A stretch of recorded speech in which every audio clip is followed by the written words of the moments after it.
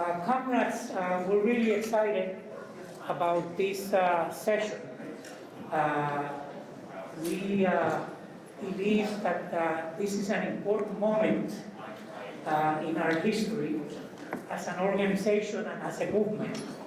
Where we are facing some monumental challenges on the right with the ascendancy of the far right in this country and the vacillations of the middle center in terms of fighting for fundamental democratic and social rights.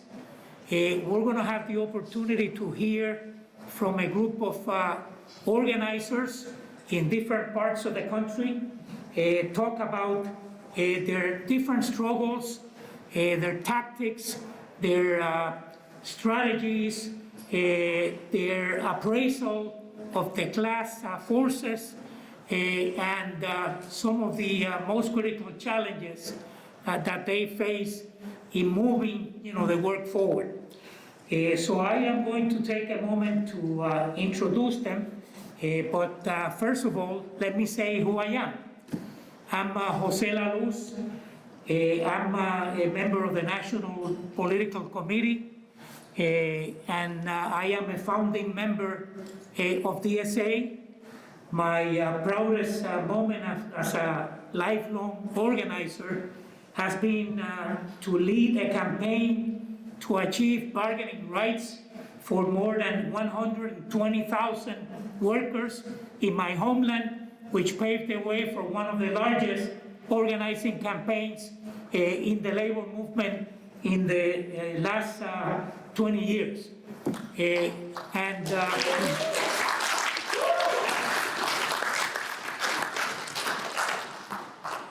So I am, very familiar with the question of mass organizing and the particular challenges that we face when we are organizing in broader movements. Let me do a quick round of introductions so that the comrades don't have to spend time introducing themselves and they can go right into their presentations as we answer, some of the key questions that we formulated in terms of shaping this important conversation.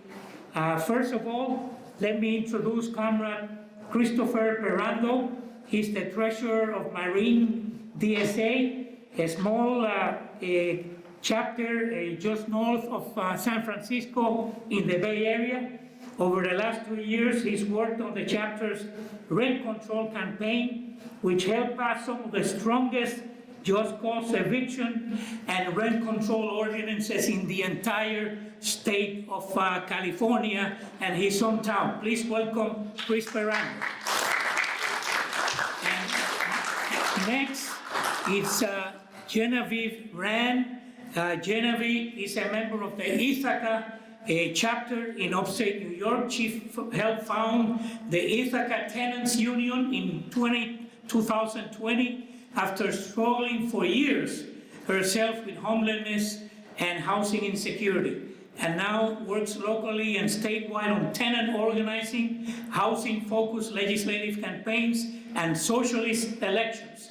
She and her co-workers recently signed their first union contract.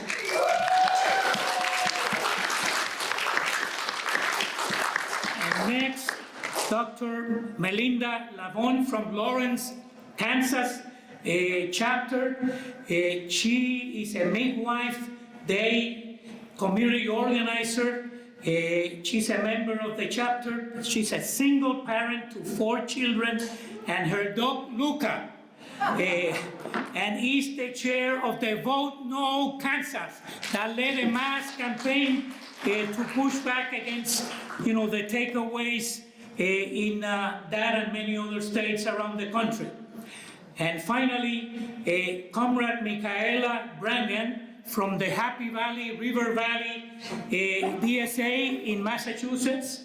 She is a member of the chapter there, which she chaired in 2020 and 2022. Her current work focuses on coordinating chapter archiving workshops for the DSA Archives Project and chairing the Matching Fund Subcommittee of the Growth and Development Committee. She is in the Bread and Roses Caucus. Please welcome all of these comrades to our panel. I am going to start us off with the first question, and we are going to ask any of them that wish to answer, the question first, and then we'll follow, in that order. The first question is, what is the political climate in your part of the country, and what are the forces in power in contention? Tell us a little bit about your campaign or campaigns, and what demand or demands were you fighting for? What was the overarching strategy, and perhaps a little bit about what were the tactics? And if you can remember all of that in 1 second, we'll give you a huge prize, obviously. So anybody that would care to start, please, yes. I'm going to try.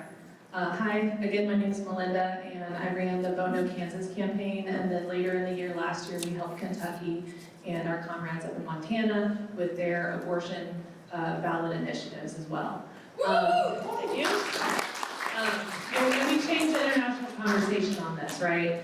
The political climate in the state of Kansas, so whenever you hear Papa Bernie talk about the oil and gas industry, okay, that's Koch Industries. They are in Kansas. They have billions and billions of dollars. All those horrible, horrible bills that you have in every state, they were written by ALEC.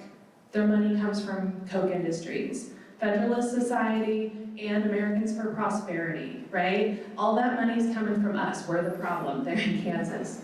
And who has all the power? Those people, the fascists, right? They control our state legislature. They don't have the governor's office right now, but they're running for school board. They're running for city councils. They're everywhere, and they have all the power. So our campaign, what were we fighting for? Unfortunately, we were only fighting to keep the status quo. Yes, abortion is legal in the state of Kansas up to 22 weeks, however, it's very expensive. There's only 3 places in the whole damn state to go get it, and they're at like the 85 to 90% forced birth rate. Planned Parenthood and Trust Women, they've been very clear, they can only help 10 to 15% of the people that seek abortion services. That's why I'll be giving a breakout session tomorrow night called, what do we call it? Seize the means to your own reproduction, because no one is coming to save you, right? So all we did really was preserve the status quo for Kansas. It was still very important because it flipped the international conversation, and it helped our comrades in other states get set up for their battle just 2 months later. Thank you. Anybody next? I'll go next. Okay. All right, so whenever socialists are considering any coalition-based organizing opportunity, we have to ask ourselves, what is it about this that's not just joinerism or tailing the Democratic Party or whatever sort of progressive groups? And in my lovely Happy Valley situation, there are a million orgs and they're all very well-meaning. Now, we have to always ask ourselves, can we as a chapter make a difference here? And is this a non-reformist reform, or is this just quote-unquote good law? How do we use these struggles not just to achieve gains for the working class, but to stage political struggle with our class enemies? So in Massachusetts, we have a prohibition on progressive taxation enshrined in our Constitution. So over the last 10 years, there's been an effort to change it, to create another tax bracket, basically, in the Constitution. And last year, the Fair Share Amendment was introduced as a ballot measure, which would place a 4% tax on all income earned over $1 million and dedicate it specifically to fund public education and public transportation infrastructure. And on its face, the predicted revenue it would produce would be around $1.5 billion per year. So the Massachusetts Teachers Association, which a lot of our chapter members belong to, we live in what's called the Knowledge Corridor, so there's a lot of unionized faculty members at the University of Massachusetts, but then also lots and lots and lots of teachers. They are currently led by the rank and file caucus called Educators for a Democratic Union within the union, and they bankrolled the Fair Share Amendment to the tune of about $14 million in member dues. So we knew as a chapter not only was this a non-reformist reform that we should get involved in, but the actual group is very aligned with us. It's the, union of all unions, kind of most powerful in the area, but then it also is, includes a lot of our membership. So I'll end there. Okay. I'll go for it. Okay. Oh. Hey, like I said, my name is Chris. So I'm of Marin DSI. We're very small, and our chapter was pretty much defunct before we started our rent control campaign. We had single-digit active members, and they were just hosting socials and poly-ed events pretty much only to each other. So there was no growing, and we needed to do something big, or else socialism in Marin would have been withered away completely. And we held brainstorming sessions to try to come up with issues that Marin DSA could champion, that the nonprofits and the NGOs of the county wouldn't touch because they're liberals. As Marin is one of the most expensive counties to live in America, housing justice through the adoption of rent control and just cause ordinances just stood out as like a natural pull kind of to our core members. Our county is centrist to liberal left-leaning. Conservatives are way too embarrassed to admit openly that they're conservatives. And so we did political research on the individual makeup of town leadership to try to see where we would have the most, the best amount of effect to apply pressure on. So Fairfax, which is my hometown of 7,500 people, it stood out as the best first step. And after weeks of collecting signatures online, we started tabling, door knocking, and we got 100 more. They were initially skeptical of us because this is not something that really happens in my county, but we were able to talk people over to the benefits of this and that something's happening, something real is happening, we could do this. We got hundreds of signatures and we showed it to the town council members. And this is a town where they talk about roads, they complain about traffic. They don't get signatures for hundreds of constituents in front of them. So they noticed us, and they had to notice us because we had the power of people behind us. So once we solidified our allies on the council, we only needed 3 out of 5. We worked to turn out dozens of people to speak at public comments for the course of like 8 months, and that swayed them over. Thank you. So to really understand the political landscape where I live, which is Ithaca, New York, upstate New York, around 30,000 person town, but I also do a lot of statewide stuff. There's kind of really 2 things you need to understand. The first is that the state of New York has a supermajority of Democrats in both of its legislatures and a Democrat governor. And the second is that the city I live in, like many of the cities that we organize in this room, is supermajority 10. And actually, to understand where we're at right now, I'm going to go back a little in history, kind of a lot. You should know that New York is one of the first parts of the United States that was settled by Europeans. And that in the, at first it was Dutch settlers, and there were these very wealthy families that owned a ton of land. And one of the big early major political movements in the state of New York was that the tenant farmers of these Dutch patroons got fed up with not having any land, and they formed a movement called the anti-renter movement, and it turned into an actual physical war called the anti-rent war. And they went up against the state, they lost the battles, they got crushed, some of them got in prison, and then they turned that into a electoral political project and elected an anti-renter governor because they got a majority of the people to vote for him. One of his first acts in office was, by the way, to pardon some of the people who were in prison for life. And ever since then, New York has been a major site of back and forth struggle between people who own a ton of land and people who own none. And so New York has some of the strongest tenant protection laws in the country, but it also has some of the biggest loopholes in tenant protection laws in the country, because we have been locked in more of a psychic and social war than a physical one, depending on how you look at it.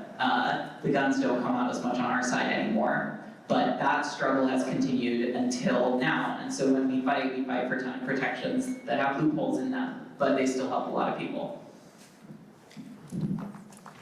Great.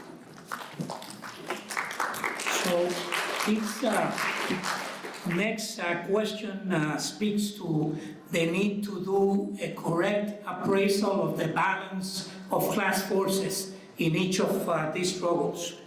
So the first is, who was the class enemy that you were fighting? If there was more than one, how did you understand them and how did your tactics align with the class enemy at hand? Did you approach all of them the same? Why or why not? Anybody? Genevieve? Yeah. Yeah. So something that you have to understand if you haven't done like housing tenant organizing, or even if you have, is that housing is, when you're like organizing around housing, you're organizing around land. And land ownership and land privatization is the foundation of America, of capitalism. And so who owns and doesn't own land is a primary class divide. And you know, when you look at who does own land and who doesn't own land, it's true in America, the majority of people own their homes, own like mortgage, long-term rent control, that's another conversation. But when you look at Black Americans, when you look at pretty much any marginalized community, when you look at people living in the cities that most of us in this room live in, the majority of people don't own land. And so this like fundamental class divide has only gotten more serious as, and this is really important, the way that wealth is generated in America has changed.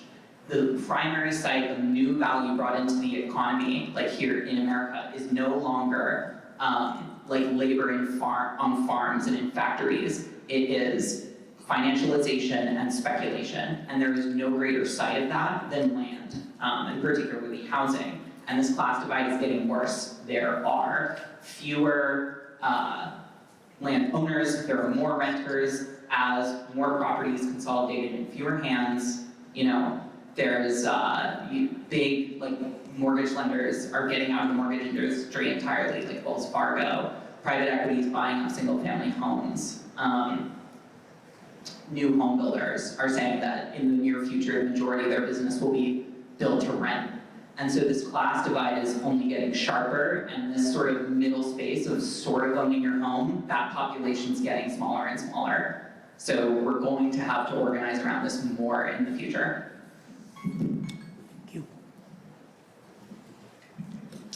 Yeah, I'm gonna take it from there because I'm doing a rent control campaign and land is important there. Landlords suck. They are like the worst enemy that we have right now.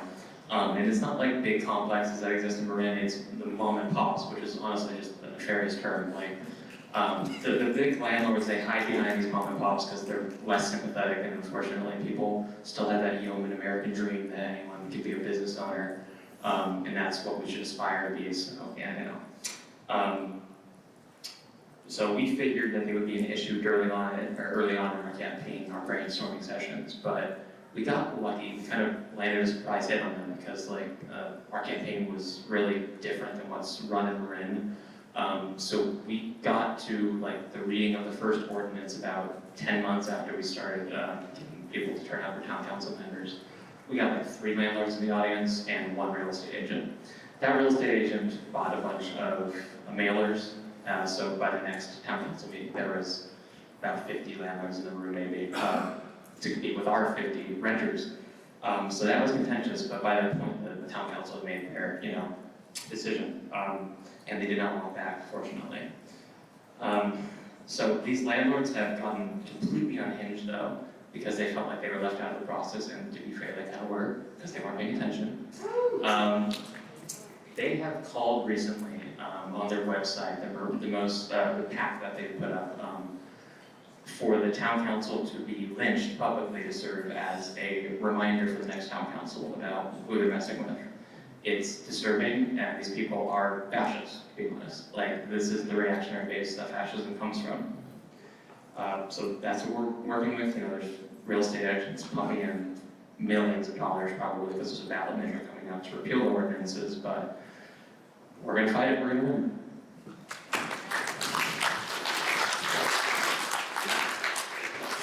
So in this case, what we were doing was fighting for a tax amendment that would affect 0.6% of the population, anybody who makes over $1 million in income.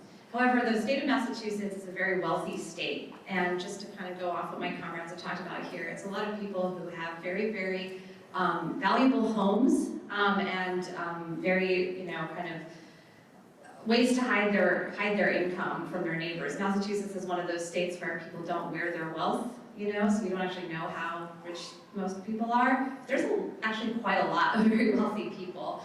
And I want to say that where I live too, there's a lot of very do-goodery types of wealthy people. However, there was also a very big campaign to try to make it seem as though what we were doing was trying to make it so that retirees couldn't sell their homes and, we're ruining people's retirement. We were punishing farmers, that kind of thing. But I also want to shift the conversation to talk about what this fight means too, because what this will be is an ongoing battle over the use of those funds.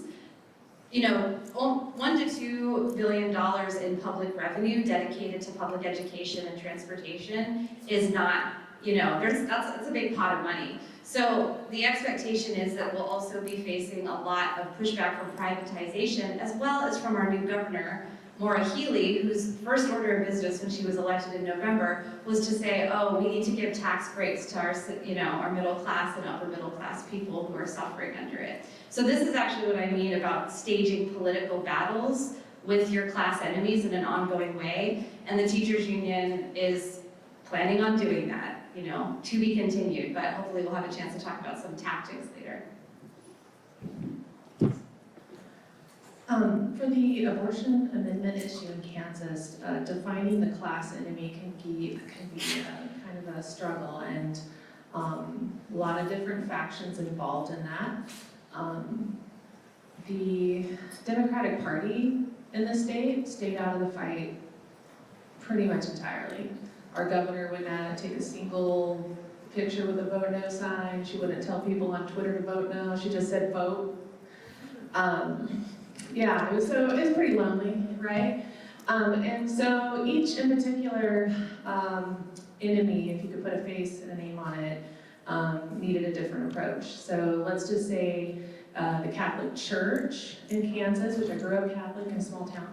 Recovering Catholics, so 40 years and tens of millions of dollars, right? They did the Summer of Mercy thing in 1991 where they crawled around in the hot parking lot and screamed like dying fetuses. That's who my enemy was, right, is these people. And so the approach to that group was to work with the nuns to write vote no postcards, because they have a long history of protecting people in the church and protecting vulnerable populations. And they really brought it too with their perfect little nun handwriting. So while the men in the church were writing checks for the value of both little purple signs all over the state, the nuns were writing vote-out postcards to voters. And so we also had to reach out for fundraising, right? Because Planned Parenthood has all the money, and they bought millions of dollars of commercials that 12 people saw. So also fighting the NGOs that we were also fighting alongside, and some of their tactics was also part of that struggle. I would say that each individual enemy or faction had to be approached a little bit differently, like the church.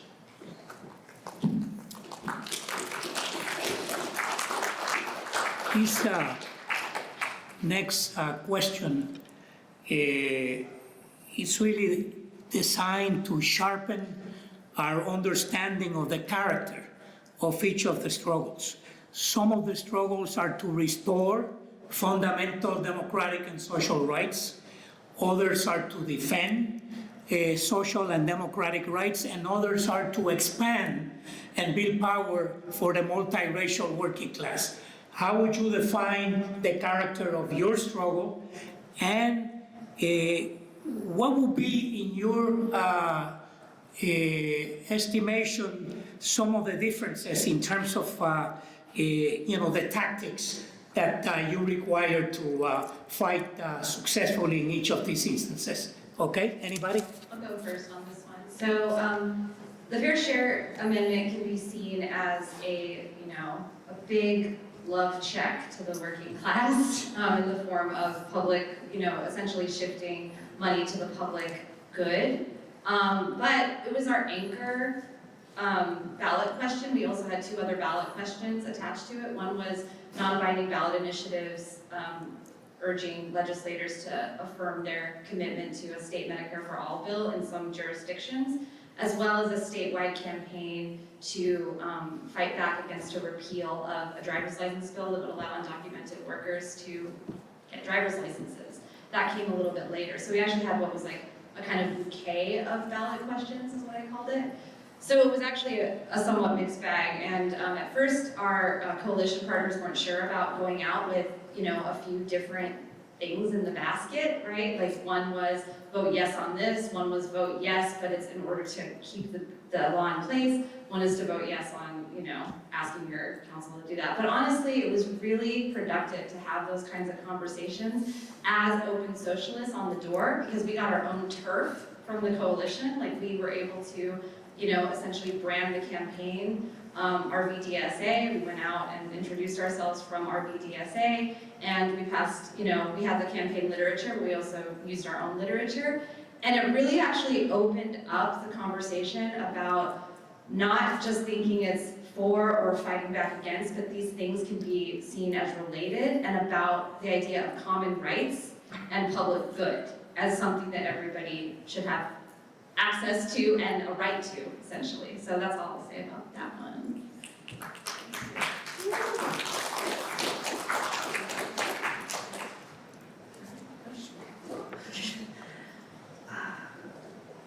Yeah, so for the ballot initiative that was on our ballot in Kansas in August of last year, that was to change our state constitution to say, no, really, there really is no right to bodily autonomy or abortion care. And so it was kind of a simple argument of like, well, why do you want to change our state constitution? What's really wrong with it? You know, and that argument alone did make sense for some people. Like, yeah, it's fine. Why do we want to make big changes right now?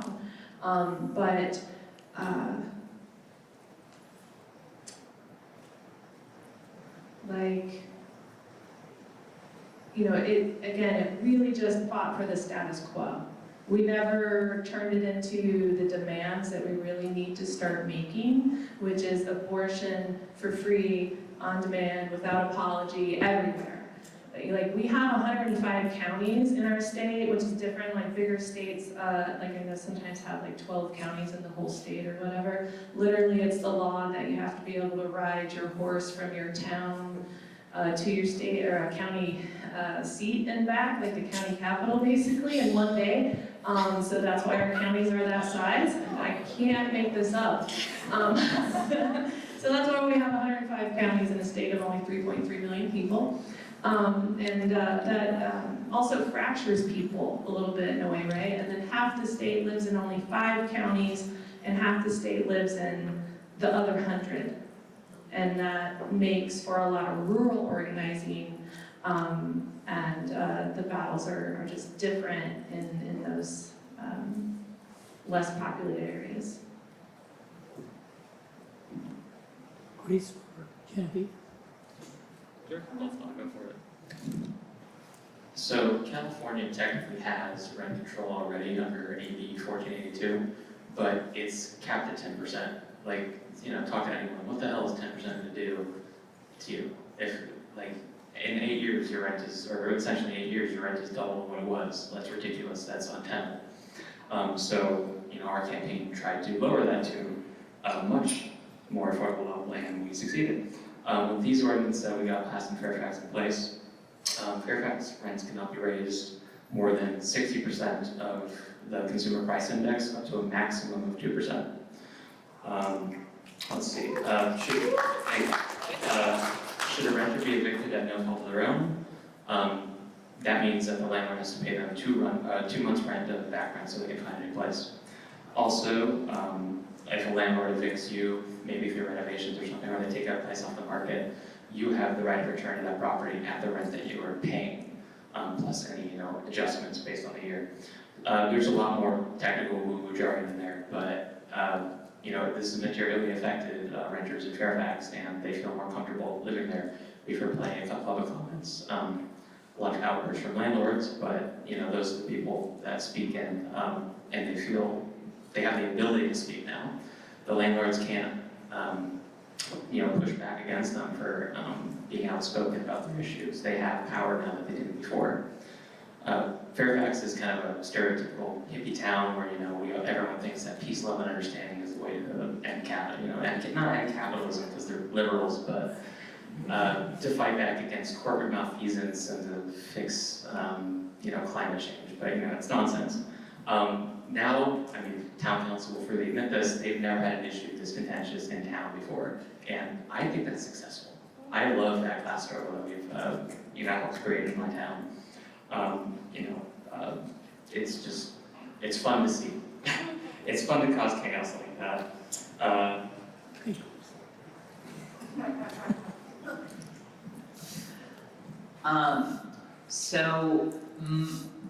Largely, like the big name, tenant organizing stuff, to use the categories that Jose put forward, like the campaigns that we do, and I'm going to talk about legislative campaigns first, but they're to expand the rights that people have, the legal rights, which really at the end of the day is expand the number of situations where a court will not side with your landlord when you have a disagreement and send the police to kick you out of the house. But then when we win those, we have to defend them, because when we win them, the real estate industry tries to dismantle them. The tenant movement in New York had a huge transformative change to rent stabilization laws in 2019 that now, one of the primary campaigns of the real estate industry is to undo those changes and poke holes in them, which has been the back and forth struggle for centuries. And we've also been campaigning for good cause eviction, which is that your landlord can't evict you without you actually violating your lease by not paying rent or violating something. This seems obvious to people, but in most places it's not the law. And what that means is that your landlord can evict you because they don't like you.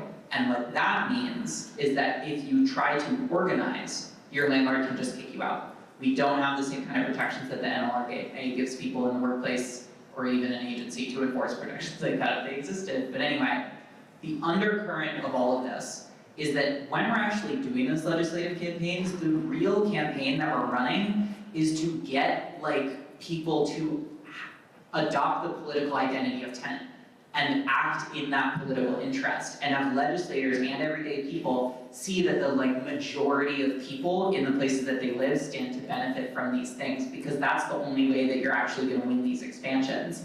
And so when we're doing building campaigns, and when we're doing any kind of outreach, any kind of social media, any component of a campaign, including the on-the-ground tenant organizing, it's to have the most expansive political identity possible to get people to act this way in their building, at the ballot box, etc. So it's like an organizing campaign. Great, this is great. This next question is to give us a sense, give us a flavor of the potential that this fight, this struggle has for building a mass movement. And how would it look to actually engage other people a lot deeper into this mass movement around these particular struggles, okay? So, yes, who would like to go first? Okay, I will do that. Oh yeah? Oh, sorry. Go ahead. Okay.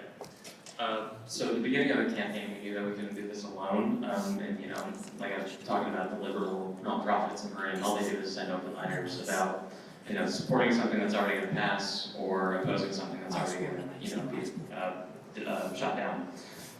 So we needed people, and once the people that we talked to realized that our campaign was real, it wasn't just a hoax, we weren't just trying to, we weren't one of those people that sits outside of Safeway and collects ballots for our money and stuff like that. No, we were real neighbors that were struggling just like they were. They showed up time after time to tell the town council about very personal stories of abusive landlords and rent increases that have sent them into poverty. The renters of Fairfax were willing to put their names in the public record and potentially face backlash from their landlords because they believed that they could win. They were the true protagonists of this story. We have a texting list of everyone that we've ever, that got to sign our petition, but we've made special care to follow up with people that have spoken at town council meetings more than once. This is our deep organizing targets, and they're members of the community who we're actively trying to build into socialists. My history teacher from 8th grade is actually one of them, and it was a pleasure running into her. after like 12 years. So, what's it? Yeah, we invite them to social events, campaign calls, and like we've built up some members in the community to, start paying dues to DSA. And I think that's a success. Maybe it's only been, 5 or 6, but we're small, and that all those hands help. I think that's all. Thank you. Yep, well.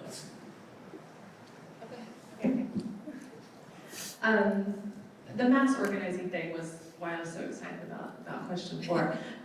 Because you can't do anything big all by yourself. You can't.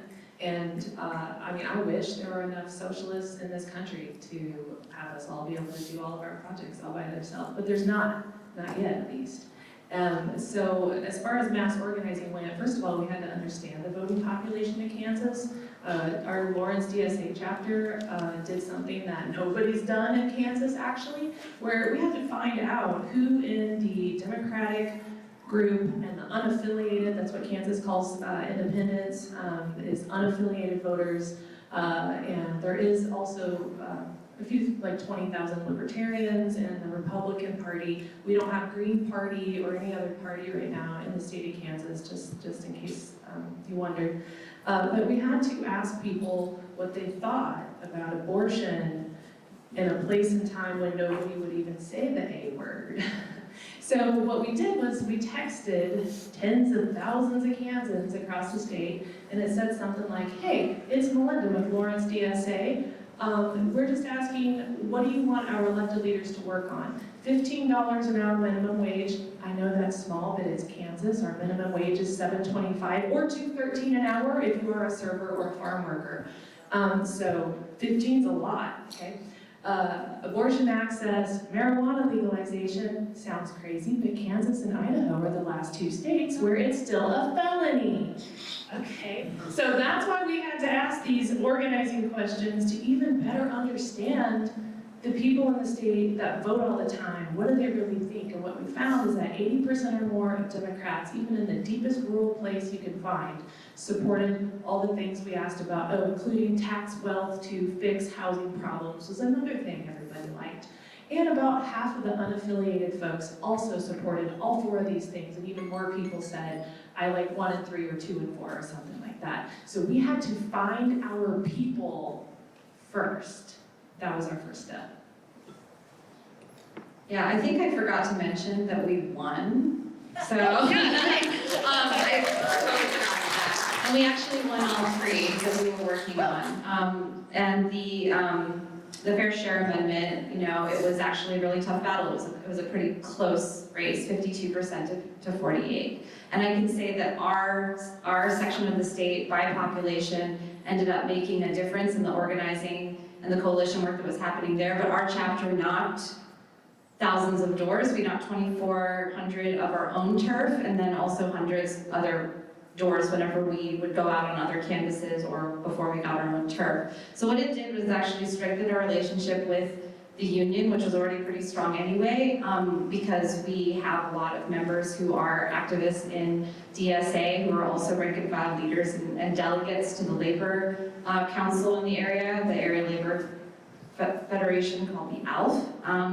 And it really actually just created the conditions under which organized labor was able to see that River Valley DSA had their back, and they were willing to go out and knock doors with teachers and knock doors with other union members in order to get the public wheel in fighting shape. And as I mentioned before, this fight's not over, because now we're going to have fights over who gets to decide how that money is spent and what it's spent on. So I think that we put ourselves in the position to where we can actually intervene credibly in those conversations alongside our union brothers and sisters in order to be able to continue to demonstrate that socialist organizing gets the goods. So briefly, I would just summarize it as this is one of those things that's the rare moment of when electoral and labor, which is like this sort of classic divide in DSA, came together in a beautiful confluence, a synergy, if you will.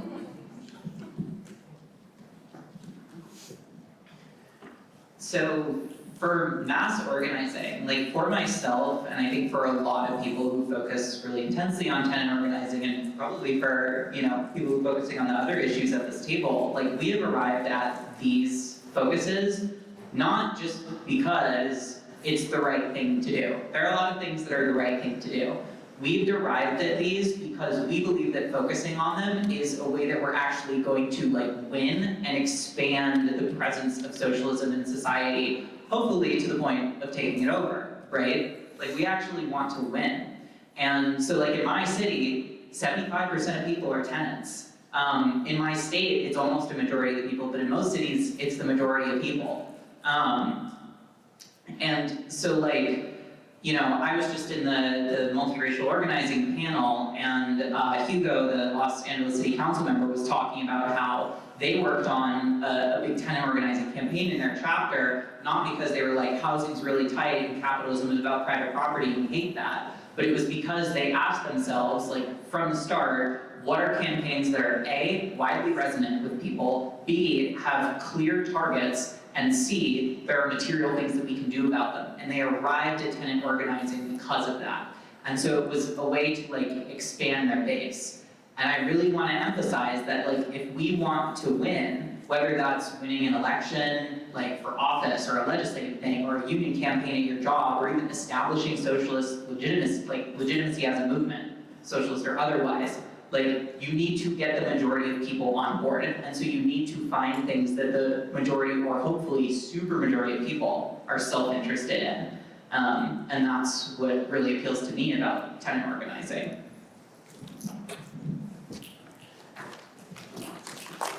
Great.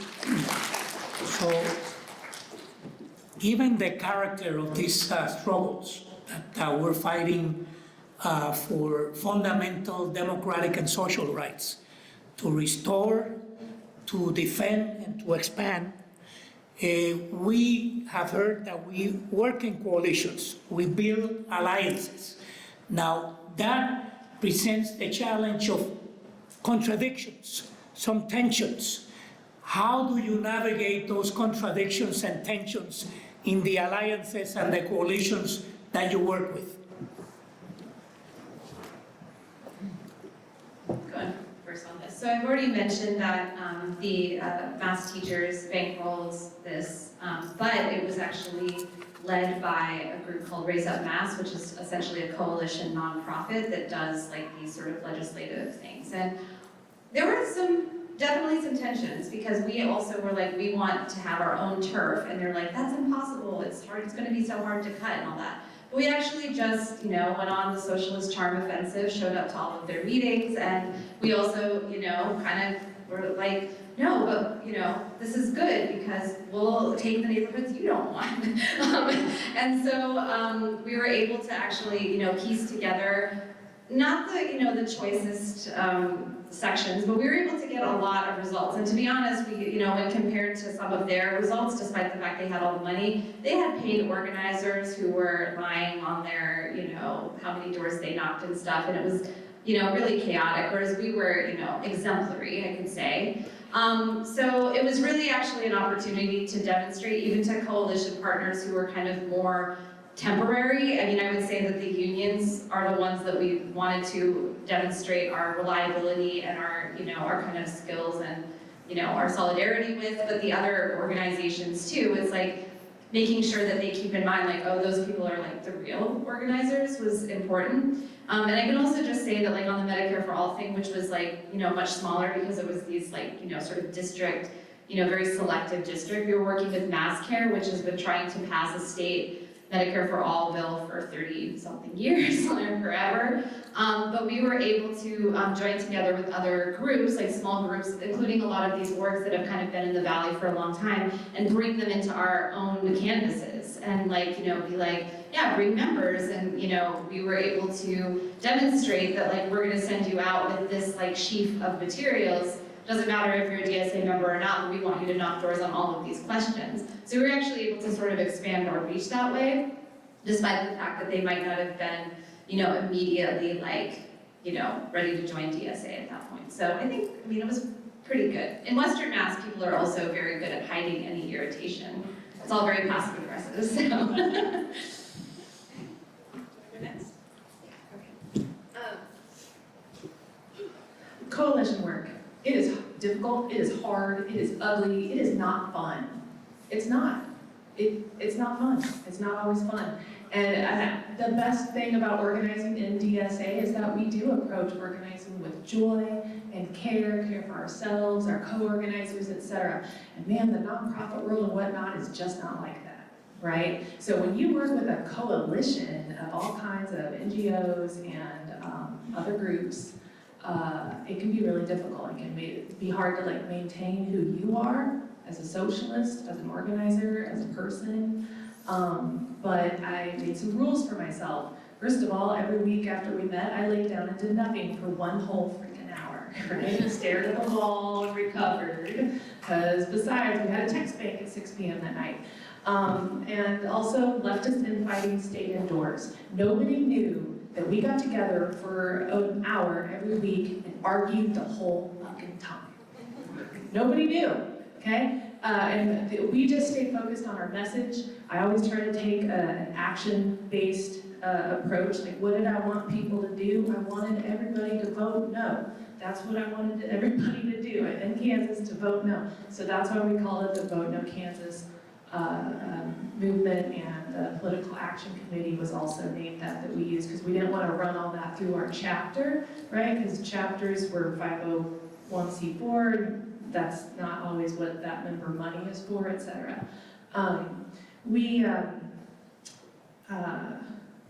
The best part about coalition work is you don't waste resources, you don't waste people, you don't waste time, and you don't waste money, right? Like, I knew that Planned Parenthood was going to spend $17 million on commercials, and I knew that what I'm good at is getting people to vote, right? So they were focused on informing the public that they had access to, and I know that our DSA chapter and our comrades are good at text banking, talking to people, going to rallies, talking to people with a microphone in the sunshine and some cowgirl boots, right?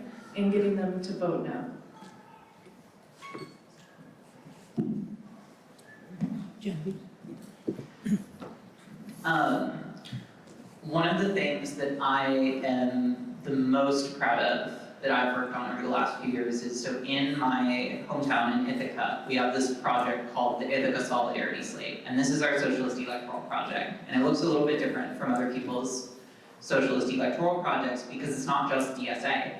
It is, so to be a Solidarity Slate candidate, you have to be endorsed by the DSA, Working Families Party, and the Ithaca Tenants Union. So functionally, each of those organizations has veto power over somebody being a candidate.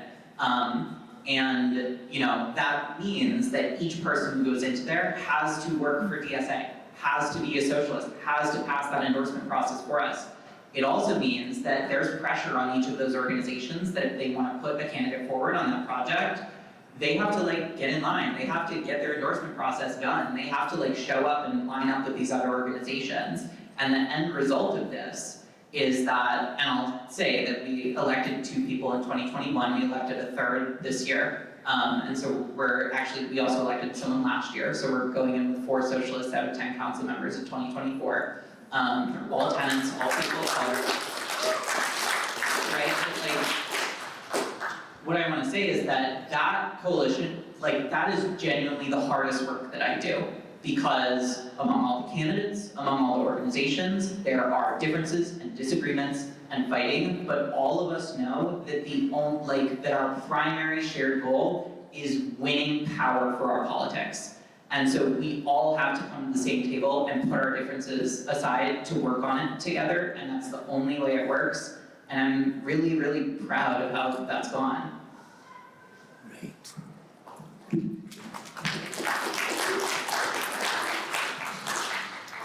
So I think there's always a nagging thought in the back of the socialist mind, oh my God, am I going to be a liberal? Are they going to take me over?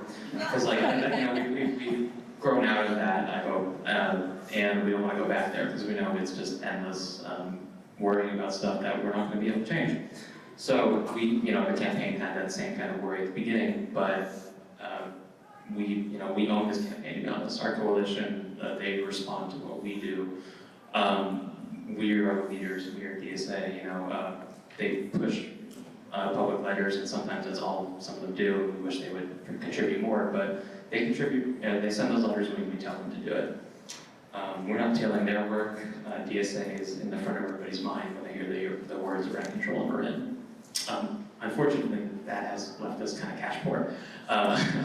We've had some offers from labor that we work with, UFCW, Teamsters Local 665, Unite Here, North Bay Jobless Justice, and the North Bay Labor Council. They're going to be committing money, but we're a small chapter, our dues are low, so we have to beg a lot more than we'd like to.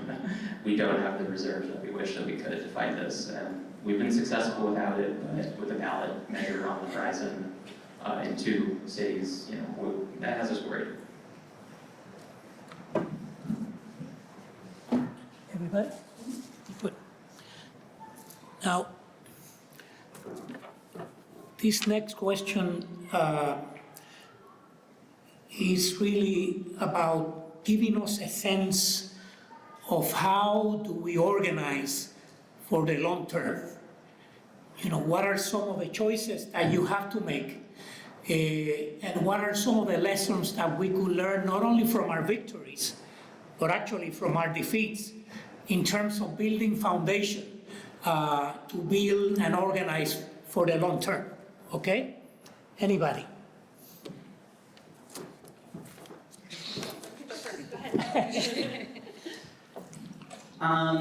Yeah, what a big question. Making smart decisions about what makes us bigger and not smaller is like the easy answer, right? Because all of class struggle politics is founded on the idea that there are more of us than there are of them.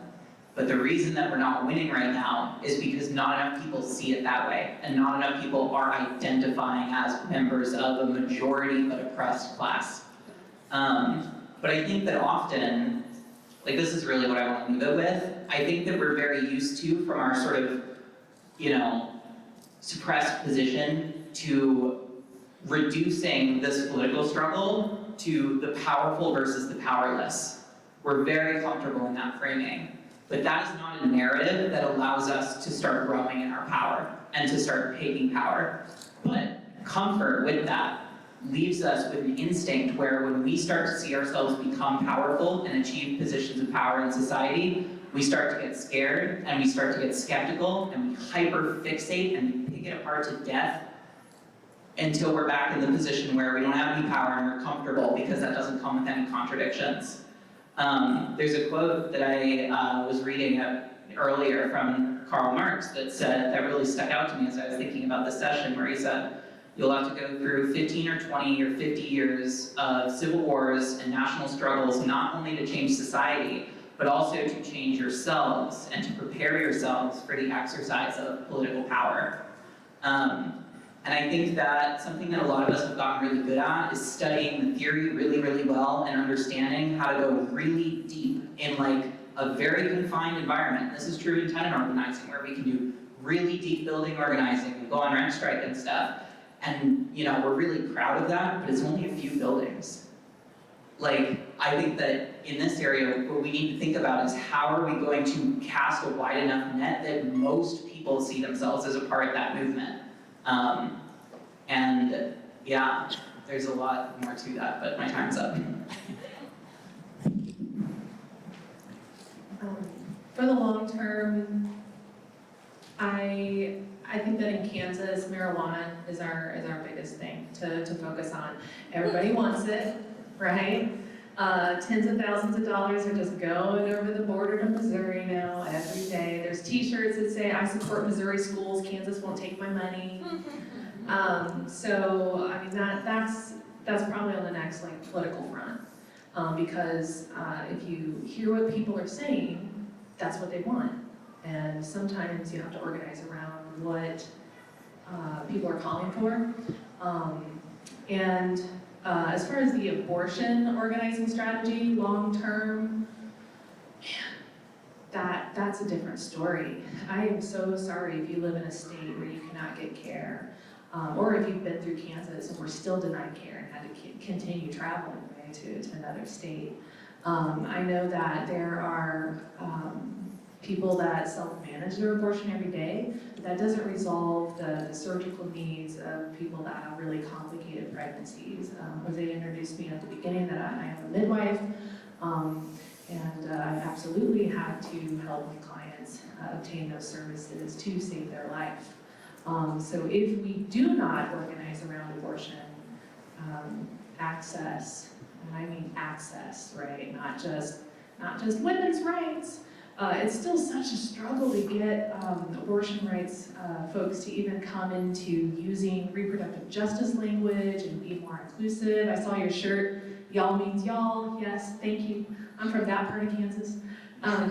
Yeah, so, organizing in the long term, the abortion struggle, we have to continue to fight the patriarchy. That's what that's centered on.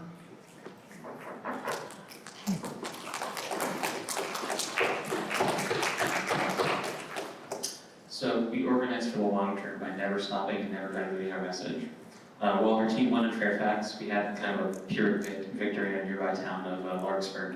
The council adopted just cause eviction protections, but adopted really weak rent control, 7%, which, rent control and just cause are kind of two sides of the same coin. Without one, the other's going to be meaningless, or with like a really weak ordinance. A reason to evict someone is they can't afford their rent, they can't pay it. So we need to try to decrease that. We have another coalition partner, Skylar Tenants Association, and they're co-running the campaign in Larkspur with us, and many of them cannot afford a rent increase of 7% for the next year, maybe 2 years. The whole complex will switch over basically. So had we been any other organization, we would have taken the victory, as small as it is, pat ourselves on the back, and then left to do something else.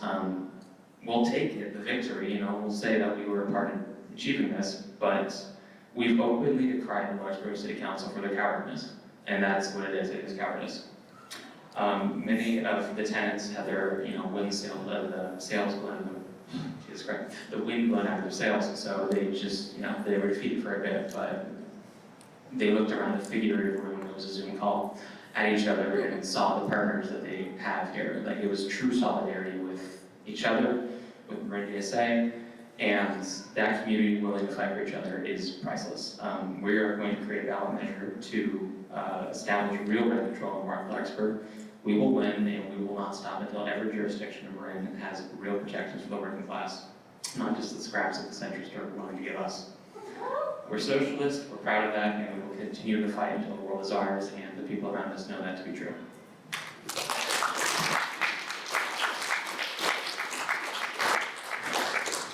So, as I mentioned, the next stage in the battle over this particular amendment that we were able to pass in Massachusetts is going to be, fighting over actual concrete stuff that we want to see. And as I mentioned before, our aims were met and exceeded by, our, kind of expanded solidarity with the MTA, as well as other, working class groups around the whole state of Massachusetts.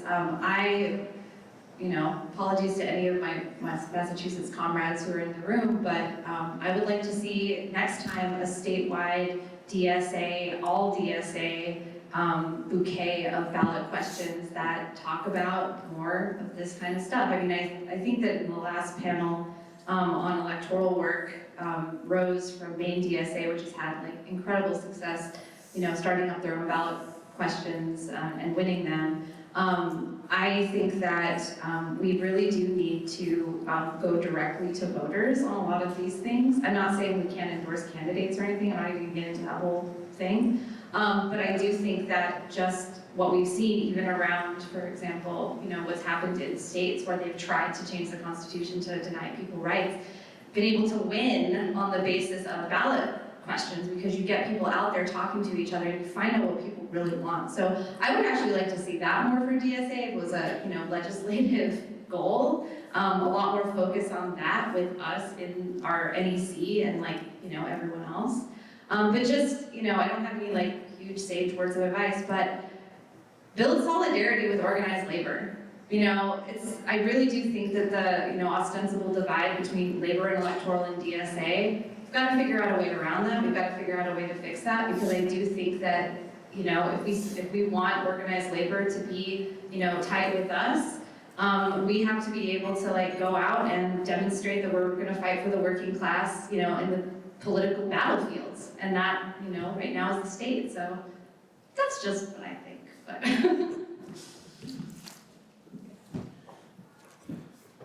how do we feel so far? Okay? Good. So this next question is actually not a trick question. It's actually a very important question. DSA has reached a critical moment in its evolution. This convention is going to be an expression of that. So we want to get a sense from the panelists. First of what, in their view, has united this organization that grew by the tens of thousands since 2016 and now faces very different and difficult challenges. What has united DSA over the last 2 years, and what, in your view, can actually unite DSA moving forward after this convention? Okay? Anybody? I'll go first. Labor. Am I right? It was very noticeable that our NLC got the biggest round of applause, no offense to the rest of our committees, but in my opinion, I think that our labor work in the last 2-3 years has really been exemplary of what DSA can do. And I think that that will continue to be the case. I, however, do not think that what we should do is say we need to make labor bigger and everything else smaller or anything like that. I think what we need to do is organize together and stop siloing our committees whenever we can, you know, create not internal coalitions, but like really create common sense campaigns and get national support for chapters or groups of chapters that want to do so. We're going to be deciding to, you know, today, tomorrow, and Sunday, what that's going to look like. And I just urge delegates to keep in mind that our organizing with and alongside the working class, and particularly our inroads into the rank and file strategy, as well as, you know, supporting strike action and labor solidarity work.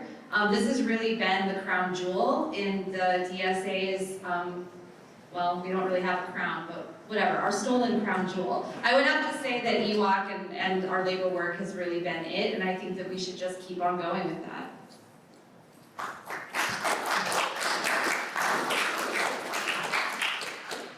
Okay. Yeah, go ahead. So I'm probably less qualified to answer this question as some of the other panelists, because I've only been really active for the last 2 years, and my chapter specifically though, we've been held together by a rent control campaign, and that's a strength and a weakness, because if people in Marin assume that's all that we care about, all we do, then people fighting in other avenues, they'll be missing the socialist perspective and they won't turn to us for that. Nationally, I'd say that DSA's culture for principled democratic debate is our strength. You know, my political journey is still underway, and I've come around to the big tent. Even if I think that there should be some firm poles in place to kind of keep everything together, keep everything inside. It allows for more perspectives, and it helps us be less sectarian. Every caucus represented here at the convention, regardless of our political differences, we truly care about DSA, and I know that. And as long as we understand that and treat each other with respect, I think DSA is an organization that can bring revolutionary change to this fucked up country.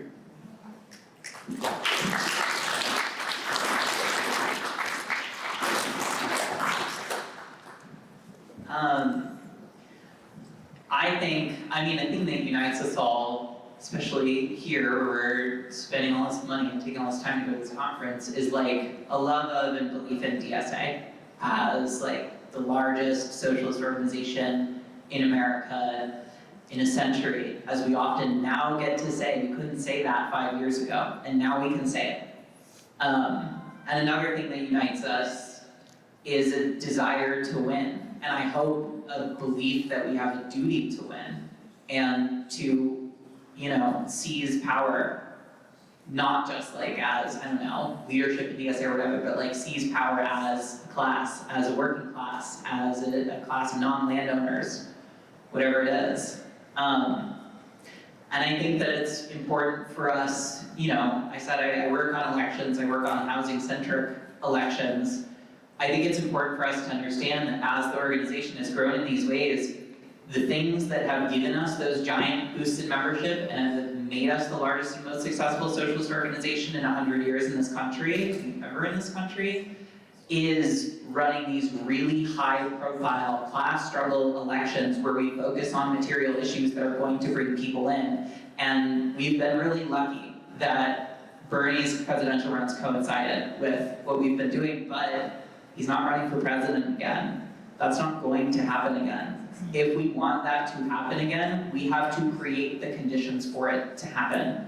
And I really want to emphasize again that like if we're going to do that, we have to make it desirable to be in that position. We cannot be afraid to become more powerful. And we can't start to get spooked when we become more powerful and start to like tear that to shreds because we're, you know, scared of the responsibility that you can actually then fail people with. You know, if we build social housing everywhere in America, sometimes some of those buildings would have some fucked up things happening with them, and that wouldn't mean it wasn't worth it to do. We can always get better, but like we have to win.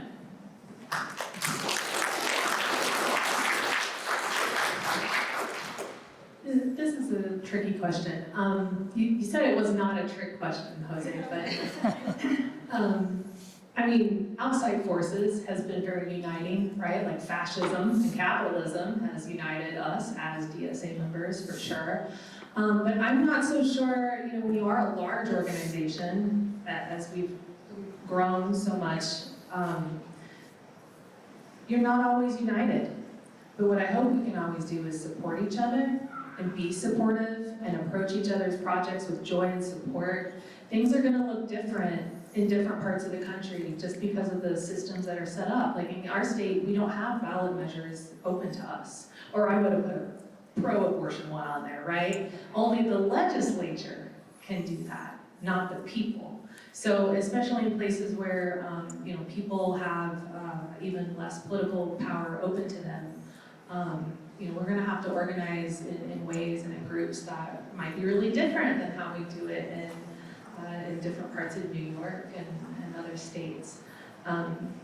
So I, you know, looking forward to the next 2 years, also thinking about the next 4 years. I don't know what the presidential election is really gonna look like in 2028, but it damn well better be different than 2024.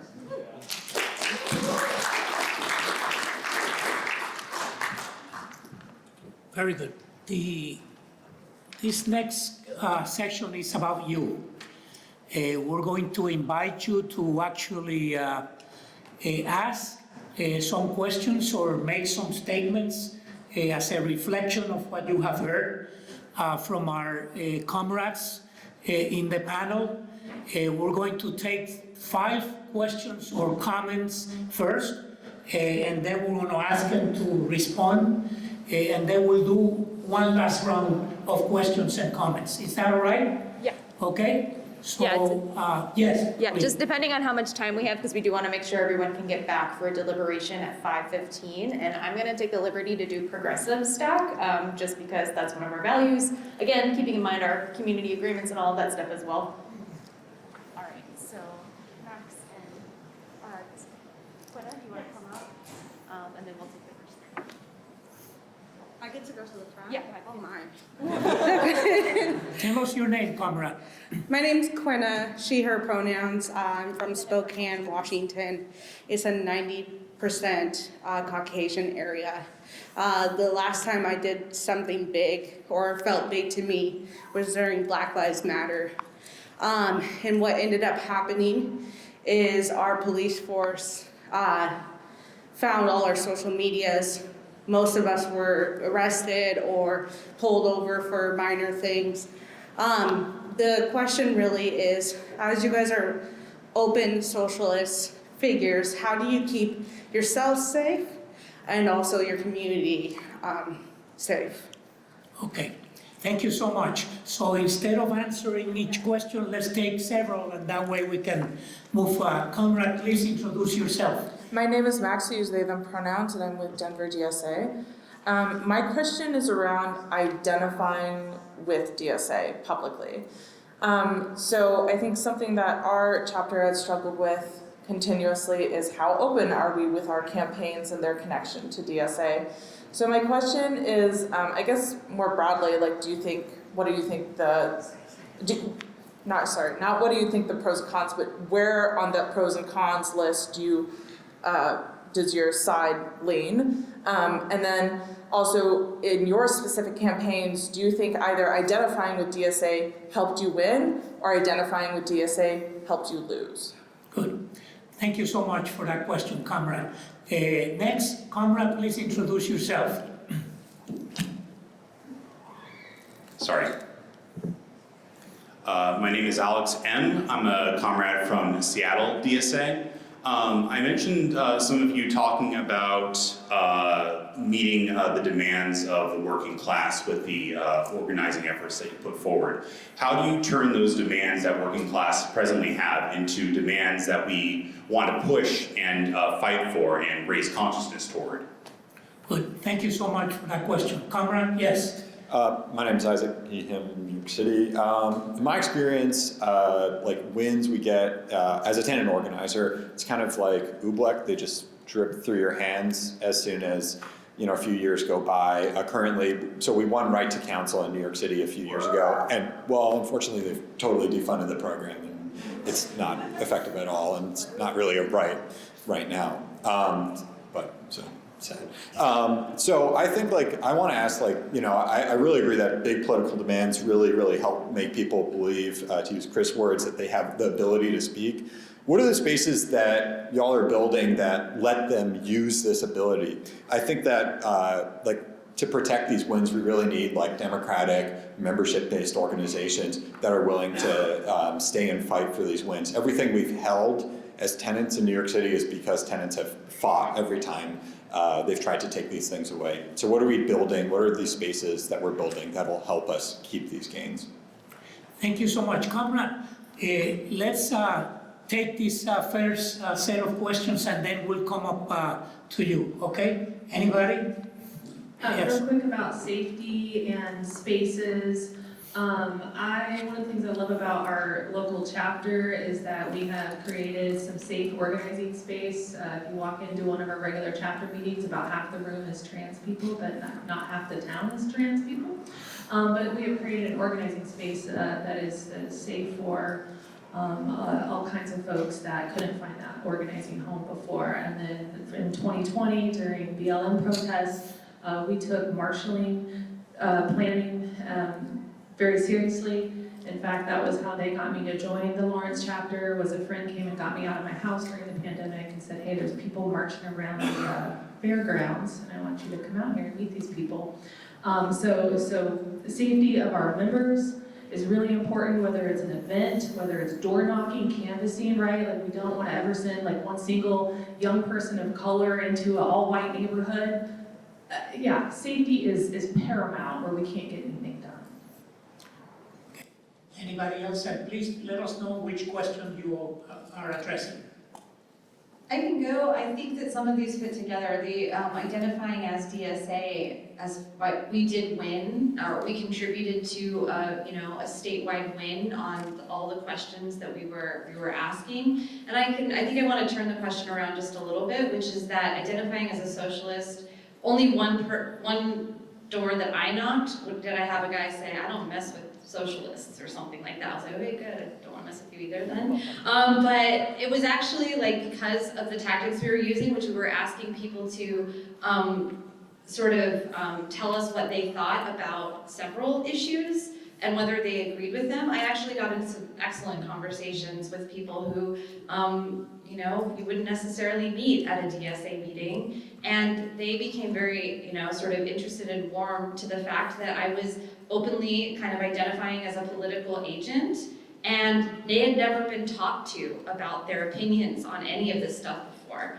They, I'm thinking in particular of one couple who I found watching the Raiders game in their garage. So to the extent that we were able to make that the space, like on the door, that was the main space where we were talking to people. In other places it's, different, but we were able to actually capitalize on our honesty, I would say. There you go. Any other comments? So I'm gonna start with kind of the first two because they're related about like safety as an open socialist, identifying as an open socialist. I think like for the safety thing, and I want to say from the start that like I also like in around the time of the BLM protests was like targeted, arrested, stalked and doxxed, etc. As were like other trans people and people of color who were involved in that organizing where I lived. And like, I think actually the most important thing is to create a community space that is safe. And in that, like, don't tolerate bullshit. Don't let people treat other people like shit. Don't like monitor that as open debate. Just zero tolerance for that. But also institutionalize your organizing and get in the damn government, because that gives you a kind of legitimacy and protects you in a way that nothing else does. And as far as the open identification, I don't think it actually swayed it either way that much.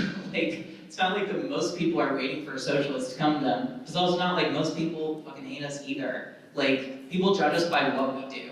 And so if we put our brand on it, we do something good, then people like that. It builds the organization. But it's like, I don't know, we kind of played a little loose with like the solidarity slate in Ithaca. Like it's maybe not on every piece of literature, but I don't even know. But the logo's always there. And like, when we're in the news, we say that we're socialists. I'll take Isaac's question really quickly. I want DSA to be a space that people can join to, protect their wins, keep their gains. That's what we're trying to build, right? If your boss is an asshole, join DSA. If your landlord's an asshole, join DSA. If there is a fascist, governor trying to take away your rights, join DSA. You can achieve, these gains through DSA, because we are the community too. Thank you. Okay, comrades, let's go into the next set of questions. Please introduce yourself. Hi, my name is Brett, River Valley, he, him. One of the questions raised earlier pointed out that our coalition partners at times represent our class enemies too, causing a contradiction. Especially in red states, we really do need coalitions, but this question is often papered over and just sort of assumed to be answered in the affirmative. So I do want to ask very clearly, are the Democrats also our class enemies?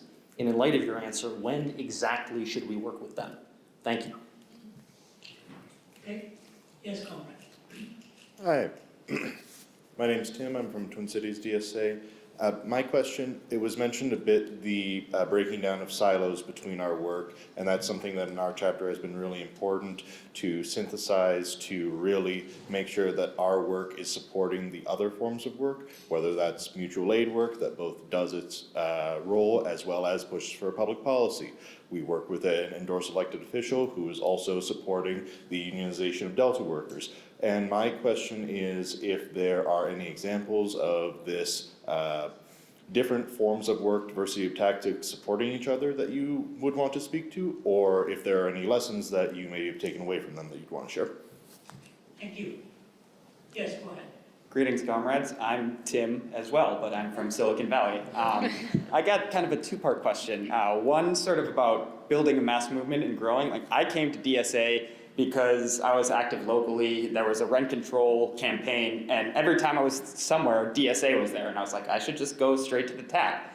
But I was in 2019, and then I didn't actually get onboarded until like 2020. I got a call from someone. So how can we integrate these campaigns sort of with our growth and development onboarding type things? And then to touch on the questions earlier about like protecting versus expanding and things, and then after we get victories, there's fight backs.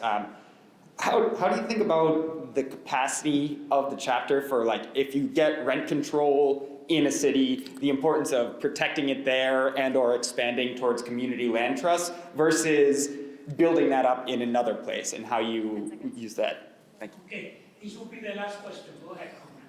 Hello, Paul Goodspeed, he, him, Southern New Hampshire DSA. This question is mainly aimed at the comrade from Kansas, but It's also for the other panelists. So you mentioned like half the state population lives in rural counties and not just the city. And I'm from New Hampshire, where my chapter catchment area there's a bunch of small towns, a bunch of scattered small towns with small town boards. And I was wondering about identifying class enemies when there's not like a big target, like a big flashing target. You know, the biggest city in the state, I can see pretty easily some class enemies to identify there. But I live in a small town of 30,000 people, and the town is politically quiescent. So how do you identify class enemies in places that are spread out and where there's not a big shining target? Thank you so much. Comrades? 30,000 people in one town is a big town in Kansas, just want to clarify that, sir. When do you work with Democrats? Well, when you live in a state in a place where there aren't that many Democrats, I mean, you could also just go take over parts of the Democratic Party. That's also an option. So I'm now the chair of the Progressive Caucus for the state party, and I'm working on making this a socialist caucus, one little step at a time. But they can't do shit without us. They know that. They know how much we didn't want Hillary Clinton, how much we wanted Bernie Sanders. Not just me, not just you, but people like my mom, who was a registered Republican up until Bernie hit and Social Security hit and that Medicare fee hit, and she couldn't live anymore. And next thing you know, she's doing phone banks for Bernie Sanders, okay? So they can't do it all without us either, and I think focusing on an issue at a time, whether that's marijuana or housing or labor, or abortion, I think focused on the issue and the suffering that people are experiencing, that is more important than any kind of like party affiliation or any other type of identity politics. Thank you. I'll go for that question too, because something that I think we should just keep in mind is structurally the political elites in this country who are the parties are the ones who are protecting the capitalists. Yeah. So the Democratic Party is always going to be our class enemy because it's the Democratic Party structurally. However, there are going to be, we already are committed to strategic balloting, and everything. We have to think through what is possible, especially in the entrenched two-party system that we have, if we do want to have electeds, socialist electeds. But this is why I also think ballot questions, if you can get them, are great, because you don't have to fuck with the party, Later you will, because you have people like Maura Healey, who's like, I am the first lesbian Massachusetts governor, and she said, basically, I'm gonna govern exactly like, I wanna call him Rick Scott, but Baker. Yeah. And we don't like that, right? She's demonstrating that she is our class enemy, or the class enemy, because she's trying to chip back those wins. So it's political struggle that is going to create the conditions under which we can expose who our real class enemies are and raise the consciousness of the class, right? Democrats are our enemy. I mean, how many in the Congressional Progressive Caucus just voted to decry the horrors of socialism? Like, we can't count on progressives, we can only count on the socialists to defend socialism. I think that we should work with Democrats. I mean, I'm saying this in a progressive county, when they're telling us, when they need us, our coalition is strong, and that's not because of the Democrats. They're actually, historically weak. No one trusts them, they can't get shit done. They promised done. And I think we need to just emphasize that. We are the way forward. Socialists are the way forward. Socialists in office. We need to, create that caucus for people to actually identify with.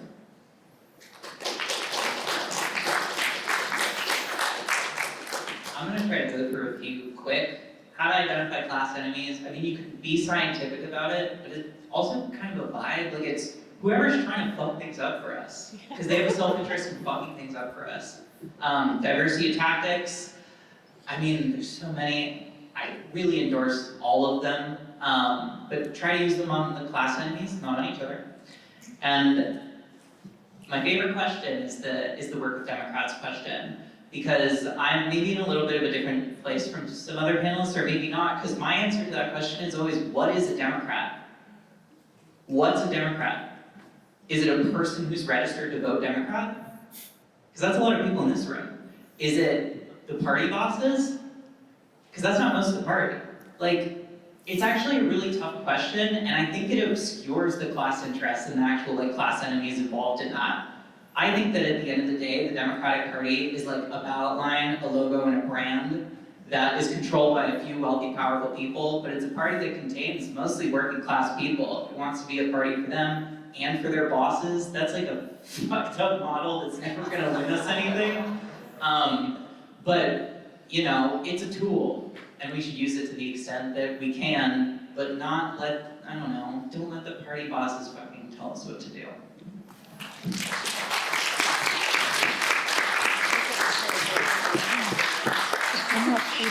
If any of you would like to address any other question, I mean, this would be the moment to do so. If not, we're going to, you know, recognize what you have done here, quite extraordinary, but let's make sure that we, you know, answer all the questions that, go ahead, Genevieve, yeah. Yeah. Okay. I just wanted to mention, I think we really zeroed in on the controversial political questions, but as far as onboarding, list work is fucking magic. Make lists of everything. Write everyone's name down. Anytime you want to get anything done, write down all the names you need to do it. If you want to canvas for something, if you want to go canvas a complex, before you do that, if you want to organize a tenant association, make a list of every single thing in there, every single unit, make a list of every single person, and develop a process to try to count your leaders, count your organizing committee, set goals, and get there. Good. Anybody else? Yes, go ahead.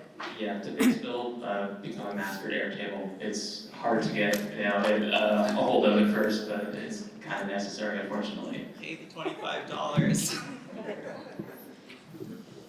I just wanted to address the comrade from Silicon Valley's question about integration. I hope I'm understanding the question right, but I do think that a chapter that has a good core priority campaign should try to find out both what a new member wants to do, but also a way to fit them into that priority campaign, because it's only actually going to work if you have a lot of members working on it. I strongly urge chapters, I've been around the block a few times, really try to do core work and try to bring people in, even if they don't think they care about whatever it is. We can make them care.